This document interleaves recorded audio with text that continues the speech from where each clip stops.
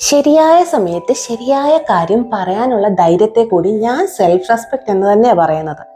Bro, സ്വന്തം ജോലിക്ക് പോലും ദിസ് ഈസ് മൈ വർക്ക് എന്ന് പറയാൻ പറ്റുന്നില്ലെങ്കിൽ ജീവിതത്തിലെ വലിയ വലിയ കാര്യങ്ങളിൽ നിനക്ക് വേണ്ടി എപ്പോഴാണ് നീ സംസാരിക്കുന്നത്? ഓഫീസിൽ എല്ലാവരും കൂടെ ചെയ്തൊരു ടീം വർക്ക്, ഓക്കെ, മാനേജർ വന്ന് ചോദിക്കുന്നു ഈ വർക്ക് ആരാ ചെയ്തത്?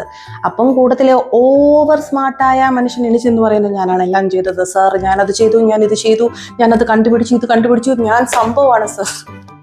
അപ്പം നീ എവിടെയെന്ന് വിചാരിക്കും ഞാനാണല്ലോ ഇതെല്ലാം ചെയ്തത്. പക്ഷെ നീ പറയില്ല, നീ മിണ്ടില്ല, നീ നിന്റെ വാ തുറക്കില്ല.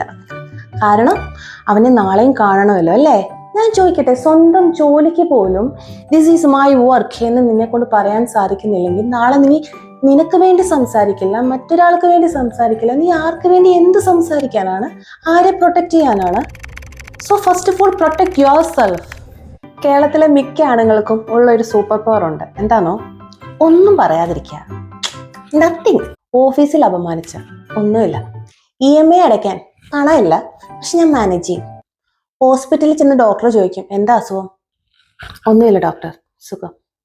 പിന്നെ എന്തിനാ ഹോസ്പിറ്റലിൽ വന്നത്? ഡോക്ടറിന്റെ ഫേസ് കാണാനാ? അതോ AC ഒക്കെ ഫ്രീ ആണെന്ന് വല്ലതും കേട്ടിട്ട് അവിടെ പോയതാ? അല്ല, ഞാൻ ചോദിക്കുക, നിങ്ങളാരും മനുഷ്യരല്ലേ? മാർവലിലെ ആവഞ്ചേഴ്സ്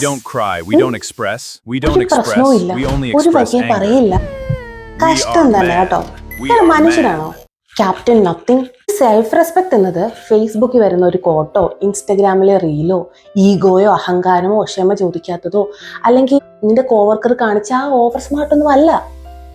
ശരിയായ സമയത്ത് ശരിയായ കാര്യം പറയാനുള്ള ഒരു ധൈര്യത്തെ ഞാൻ സെൽഫ് റെസ്പെക്ട് എന്ന് തന്നെയാണ് പറയുന്നത്.